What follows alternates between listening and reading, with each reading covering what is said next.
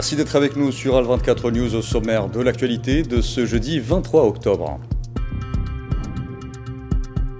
L'entité sioniste fait de nouvelles victimes dans la bande de Gaza malgré le cessez-le-feu. L'Algérie appelle au Conseil de sécurité à la nécessité de le respecter.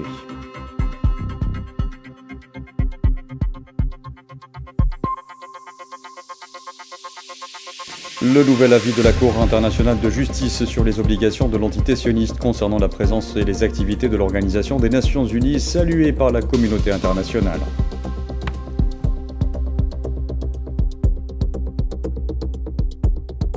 La coopération algéro-belge et les perspectives de son développement évoquées par le ministre d'État algérien, ministre des Affaires étrangères Ahmed Attaf, et le vice-premier ministre belge, ministre des Affaires étrangères Maxime Prévost.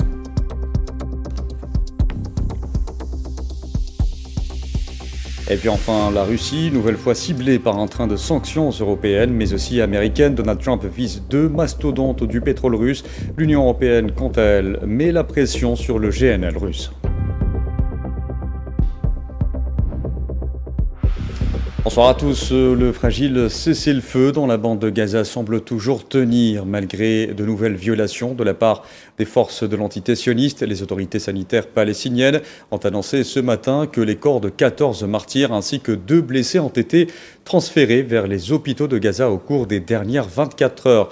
Et depuis le 7 octobre 2023, le bilan des victimes de ce génocide s'est alourdi à 68 280 martyrs et 170 375 blessés, en majorité des femmes et des enfants.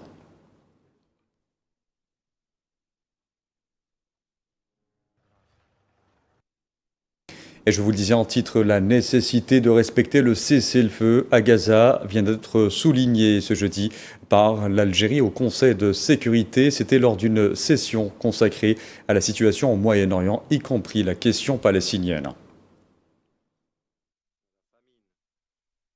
Nous appelons toutes les parties à honorer leurs engagements, à maintenir le cessez-le-feu et à garantir un accès humanitaire sans entrave, avec la participation des acteurs humanitaires crédibles, y compris l'UNRWA, qui joue un rôle central pour l'action de l'ONU. Dès lors, nous rappelons également les obligations d'Israël, la puissance occupante, telles que réaffirmées par l'avis consultatif rendu hier par la Cour internationale de justice. Dans ce même contexte, Ammar Benjama a souligné que les projets d'annexion en Cisjordanie occupée mettaient à nu la nature coloniale de l'occupation sioniste. Nous ne pouvons pas négliger l'évolution alarmante de la situation en Cisjordanie. Le vote d'hier à la Knesset israélienne concernant un projet de loi visant l'annexion de la Cisjordanie met à nu, à nouveau, la nature coloniale de l'occupation. Ce vote représente une tentative flagrante de légitimer les colonies en violation flagrante du droit international et également des résolutions pertinentes du Conseil de sécurité. Nous condamnons fermement ces actions et nous appelons la communauté internationale, et notamment le Conseil de sécurité, à s'acquitter de leurs responsabilités pour préserver la perspective d'une solution des deux États juste et viable. L'expansion continue des colonies, la violence des colons et les mesures d'annexion. Et comme évoqué précédemment par Ammar Benjama, de nombreuses capitales et instances internationales ont salué le nouvel avis consultatif rendu hier par la Cour internationale de justice sur les obligations de l'entité sioniste concernant la présence et les activités de l'Organisation des Nations Unies et d'autres organisations internationales. Cela a été salué notamment également par des chefs d'État tiers plutôt dans les territoires palestiniens occupés, exigeant qu'ils respectent ces obligations en tant que puissance occupante. Les détails avec Iman Merad. La Cour internationale de justice a déclaré mercredi que l'entité sioniste devait autoriser l'Agence des Nations Unies pour les réfugiés palestiniens, l'UNRWA, à fournir une assistance humanitaire à Gaza. La Cour, à l'unanimité, premièrement, déclare qu'elle a compétence pour donner l'avis consultatif demandé. Deuxièmement, décide à l'unanimité de faire droit à la demande d'avis consultatif. Troisièmement, estime que l'État d'Israël, en tant que puissance occupante, est tenu de s'acquitter de ses obligations en vertu du droit international humanitaire. Ces obligations comprennent notamment à l'unanimité, veiller à ce que la population du territoire palestinien occupé dispose des ressources essentielles à la vie quotidienne, notamment de fournitures et de services médicaux. B. Par 10 voix contre une approuvée et faciliter par tous les moyens à sa disposition des programmes de sources en faveur de la population du territoire palestinien occupé tant que celle-ci sera insuffisamment approvisionnée, comme c'est le cas dans la bande de Gaza. À l'international, les réactions se multiplient. Les pays arabes et plusieurs nations du Sud saluent une décision historique, estimant que la justice internationale a enfin pris ses responsabilités face à ce qu'ils qualifient de crimes de guerre. Le secrétaire général de l'ONU, Antonio Guterres, a appelé tous les États membres à se conformer sans délai à l'arrêt de la CIJ, rappelant que ces décisions sont juridiquement contraignantes et doivent être appliquées dans leur intégralité. Il s'agit d'une décision très importante et j'espère qu'Israël la respectera. D'autre part, il intervient à un moment où nous mettons tout en œuvre pour renforcer notre aide humanitaire à Gaza. Son impact est donc déterminant pour que nous puissions la porter à hauteur de la situation tragique dans laquelle se trouve encore la population de Gaza. Du côté européen, l'Espagne, l'Irlande et la Belgique appellent à une application stricte de l'arrêt, tandis que la France se dit attachée au droit international, mais appelle dans le même temps à la sécurité de l'entité sioniste. À Washington, la Maison-Blanche a réagi avec prudence, estimant que la CIJ n'est pas le cadre approprié pour résoudre le conflit, réaffirmant ainsi son soutien aux génocidaires sionistes. Dans les rues du monde arabe et dans plusieurs capitales européennes, des manifestations de soutien à Gaza ont à nouveau éclaté avec l'annonce du verdict, réclamant que la décision de la CIJ soit suivie d'effets concrets et que la communauté internationale passe des mots aux actes. Un tournant symbolique donc, mais aussi politique. Le jugement de la CIJ, bien que juridiquement contraignant, dépend de la volonté des États à le faire respecter, et c'est là, plus que jamais, que se joue la crédibilité du droit international. Entre-temps, les habitants de la bande de Gaza vivent dans la crainte du retour à l'agression génocidaire, le cessez-le-feu étant violé quotidiennement par les forces de l'entité sioniste. À Khan Younes, la situation n'a quasiment pas changé pour certains habitants dont les maisons se situent au-delà de la ligne jaune où les forces de l'entité sioniste s'étaient retirées en vertu de l'accord de cessez-le-feu.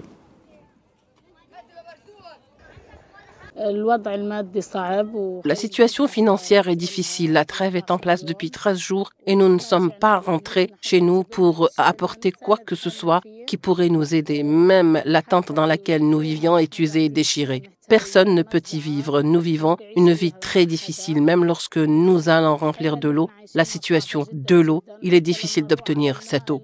Il y a des files d'attente pour l'eau et toute notre vie est faite de files d'attente. Nous faisons même la queue pour un traitement et parfois nous ne le trouvons pas.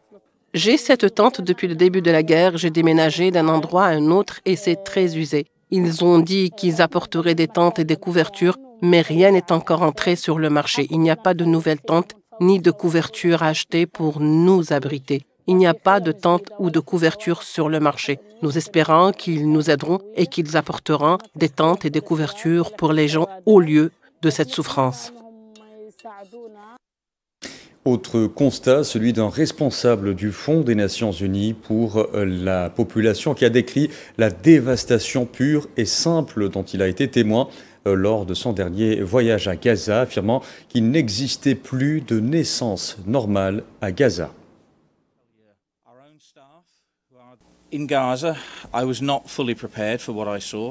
À Gaza, je n'étais pas totalement préparé à ce que j'ai vu. Impossible. L'ampleur des dégâts ressemblait à un décor de film dystopique. Malheureusement, ce n'est pas de la fiction. Il n'y a pas d'autre façon de le dire. Gaza a été rasé sur des kilomètres et des kilomètres, sous les décombres et la poussière, avec peu de bâtiments intacts. Ce ne sont pas des dommages collatéraux, et je ne peux pas oublier ce que j'ai vu. Notre propre personnel, les prestataires de soins de la communauté, sont eux-mêmes bénéficiaires de l'aide. Chaque membre du personnel de l'UNFPA au bureau de Gaza a connu la mort, voire plusieurs décès, de membres de sa famille. Et presque tous ont vu leur maison ou celle de leur famille détruite ou endommagée. Et pourtant, ils sont venus, chaque jour pendant ces 2 années. Ils n'avaient aucune échappatoire, aucun répit. Pour sa part, l'Organisation mondiale de la santé a annoncé hier soir avoir effectué la première évacuation médicale de Gaza depuis l'entrée en vigueur du cessez-le-feu entre le mouvement de résistance palestinien Hamas et l'antité-sioniste le 10 octobre, transférant 41 patients dans un état jugé critique.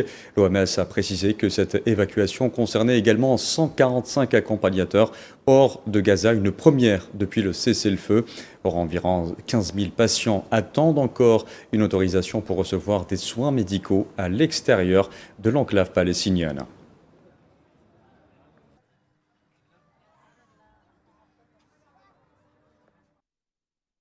Par ailleurs, des dizaines de colons sionistes ont pris d'assaut ce jeudi l'esplanade de la mosquée Al-Aqsa dans la ville d'Al-Quds, occupée sous la protection des forces de l'occupation sioniste.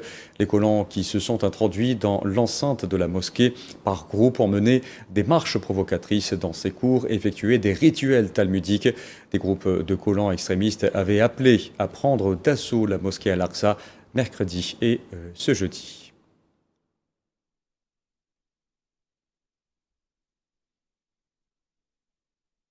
Je vous le disais en titre, le ministre d'État algérien, ministre des Affaires étrangères, de la communauté nationale à l'étranger et des Affaires africaines, Ahmed Attaf, a reçu ce jeudi un appel téléphonique du vice-premier ministre belge, ministre des Affaires étrangères, des Affaires européennes et de la coopération au développement, Maxime Prévost. L'appel a permis de passer en revue les progrès réalisés dans la mise en œuvre des décisions prises de concert lors de la visite effectuée par le ministre belge en Algérie en juillet dernier, dans le but d'insuffler une nouvelle dynamique à la coopération bilatérale. Les deux ministres ont également abordé les préparatifs en cours en prévision de la tenue des prochaines échéances bilatérales.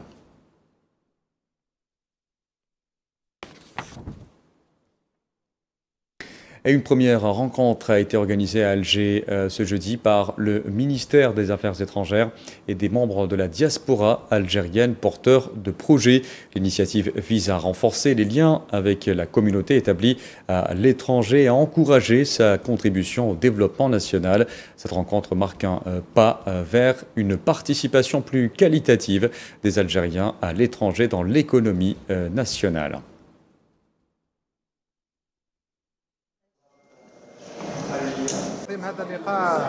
Cette rencontre organisée au ministère des Affaires étrangères avec les acteurs économiques de notre diaspora établie à l'étranger et porteurs de projets constitue une première du genre. Elle répond à l'appel des autorités en valorisant l'expérience de nos ressortissants à l'étranger. En vue d'une participation qualitative au développement du pays, cette initiative nous a permis avant tout de constater la présence remarquable et engagée de notre communauté à l'étranger.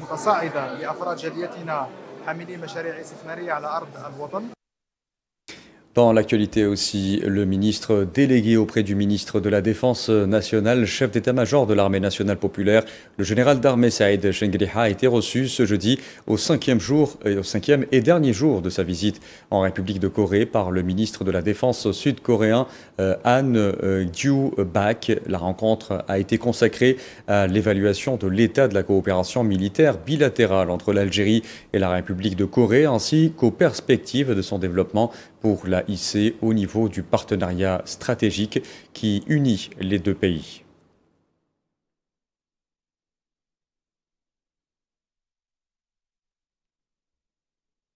Coopération toujours, le ministre algérien du commerce extérieur et de la promotion des exportations Kamal Zig a mis en avant ce jeudi à Genève en Suisse l'expérience algérienne en matière de soutien à la jeunesse et à l'entrepreneuriat conformément aux orientations du président algérien Abdelmadjid Tebboune, faisant de l'autonomisation des jeunes un pilier central de la politique économique et sociale du pays. C'était dans son intervention lors d'une séance sur le thème Jeunesse et économie verte organisée dans le cadre de la 16e session de la Conférence des Nations Unies sur le commerce et le développement CNUSED.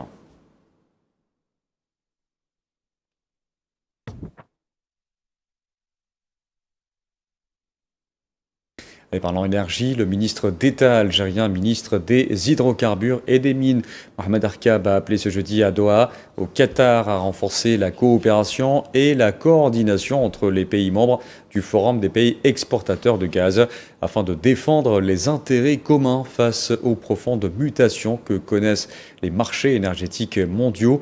Mohamed Arkab s'exprimait à l'ouverture des travaux de la 27e réunion ministérielle du GECF.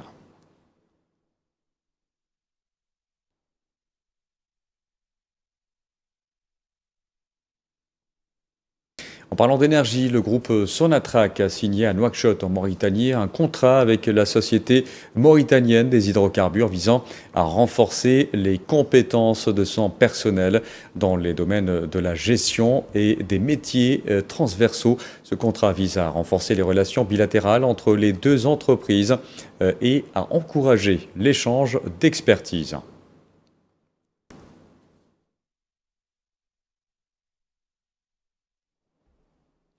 Les axes de coopération entre l'Algérie et l'AIEA dans le domaine de l'utilisation de l'énergie atomique à des fins pacifiques et les perspectives de leur élargissement et leur promotion ont été évoquées par son directeur général Rafael Mariano Grossi dans un entretien exclusif accordé à Al24 News, et ce en marge de sa visite effectuée en Algérie.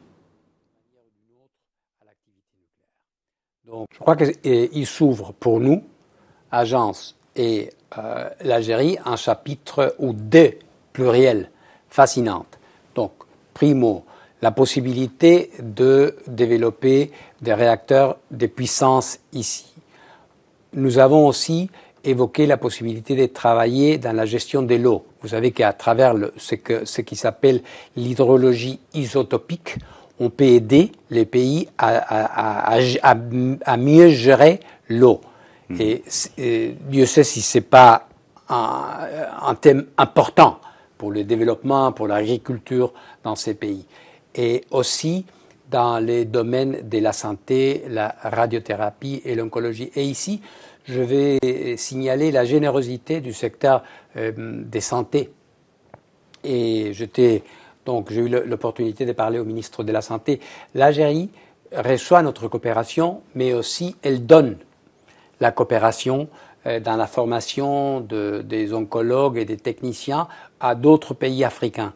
Donc, grâce à son expertise cumulée. Exactement. Donc, de l'expertise à des médecins, des physiciens, des femmes et des hommes qui vont travailler pour améliorer la situation de santé dans d'autres pays qui n'ont pas les capacités. Ici, en Algérie, vous avez des capacités assez développées. Donc, on vous a choisi. L'AIEA a choisi l'Algérie comme, on l'appelle en bon français, Anchor Center. S'agissant cette fois des explosions nucléaires effectuées par la France dans le sud algérien durant les années 60, Rafael Grossi a souligné que son agence était disposée à accompagner l'Algérie dans ses démarches techniques. Il faut dire que l'agence donne service à ses États membres. C'est un service technique qu'on donne. Et que s'il y a une demande, l'agence a eu par le passé des activités d'évaluation liées à ces activités-là. Et donc, il pourrait être les cas de revenir s'il y aurait un projet concret. Dans l'actualité également, le Maroc connaît une ébullition dans plusieurs secteurs, et alors que le Makhzen se prépare à faire face la semaine prochaine à une série de grèves et de sit-in dans le sillage des manifestations du mouvement de la jeunesse marocaine en colère enclenchée fin septembre dernier. L'effervescence annoncée dans différents secteurs intervient dans un climat marqué par une aggravation du malaise social et la poursuite d'une politique de déni bureaucratique dans le domaine de la santé, ainsi qu'une détérioration alarmante de la qualité de l'enseignement supérieur, malgré les manifestations qui agitent la rue depuis des semaines.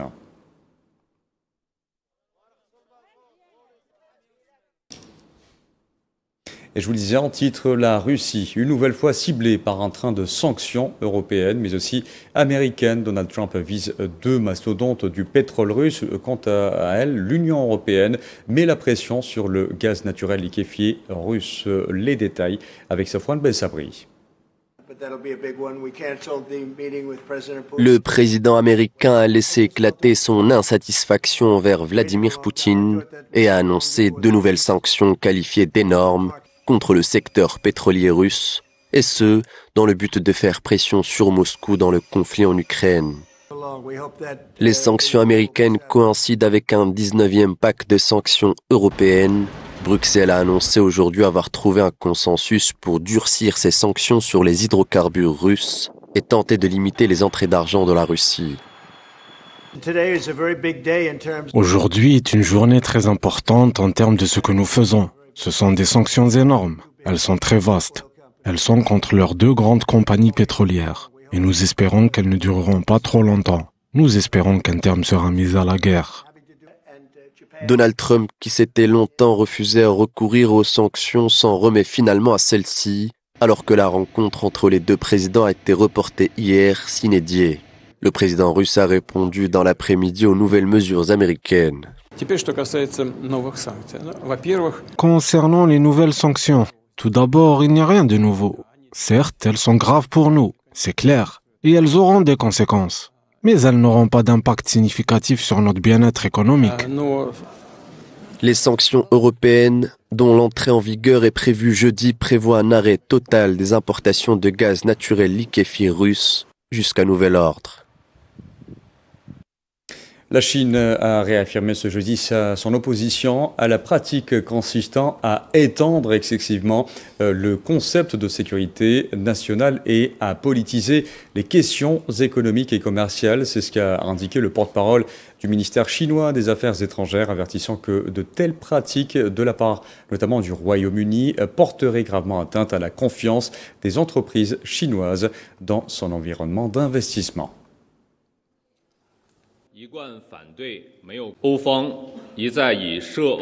L'Union européenne a imposé à plusieurs reprises des sanctions unilatérales illégales à des entreprises chinoises en raison de liens présumés avec la Russie.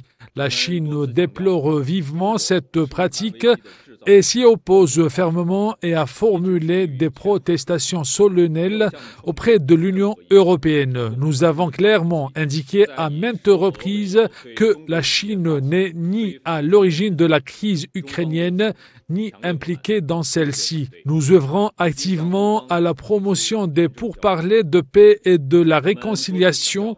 N'avons fourni d'armes à aucune des deux parties au conflit et contrôlons strictement les exportations de biens à double usage.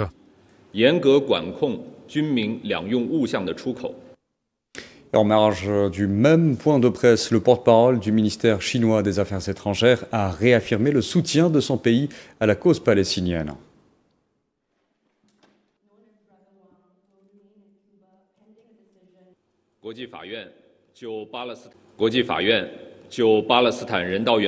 Sur la question de la Palestine, la Chine s'est toujours tenue du côté de l'équité et de la justice et a toujours soutenu fermement la juste cause du peuple palestinien. Nous attendons avec impatience que la communauté internationale, guidée par l'avis consultatif de la Cour, atténue efficacement la crise humanitaire en Palestine et déploie des efforts inlassables pour promouvoir une solution globale, juste et durable à la question palestinienne à une date rapprochée. Allez, sport cyclisme, la formation continentale algérienne Madar Pro Team a reçu le trophée du meilleur club professionnel de cyclisme sur route pour l'année 2025 lors d'une cérémonie organisée hier soir à Alger en présence du président de la Confédération africaine de cyclisme, Yao Alan Kounam.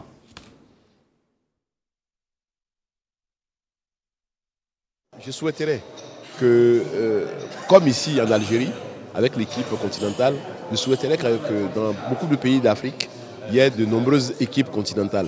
C'est de cette manière-là que nous allons pouvoir professionnaliser le cyclisme, faire en sorte que les cyclistes africains restent en Afrique, gagnent leur vie en Afrique. Ça, c'est important. Et si nous réussissons à le faire, on aura fait un très grand pas. Je suis totalement optimiste. Je crois qu'on vient à peine de commencer le mandat. Nous avons 4 ans pour développer notre programme, 4 ans pour faire en sorte que le cyclisme africain puisse prendre son envol. À travers cette distinction, la Fédération africaine a concrétisé une véritable culture de reconnaissance, un hommage symbolique rendu à tous les acteurs du secteur. Cette victoire contre l'équipe rwandaise, suivie de celle face à l'équipe marocaine, intervient à un moment clé illustrant l'engagement de l'Algérie et la vitalité du sport algérien. Cette réussite revient à nos champions qui ont travaillé dur et obtenu des résultats remarquables grâce aussi au soutien constant de l'entreprise Madar en tant qu'institution citoyenne qui a mis tous les moyens à disposition de la jeunesse algérienne pour briller et honorer les couleurs nationales. Voilà, et c'est la fin de ce journal. Merci à vous de l'avoir suivi. Excellente soirée à tous.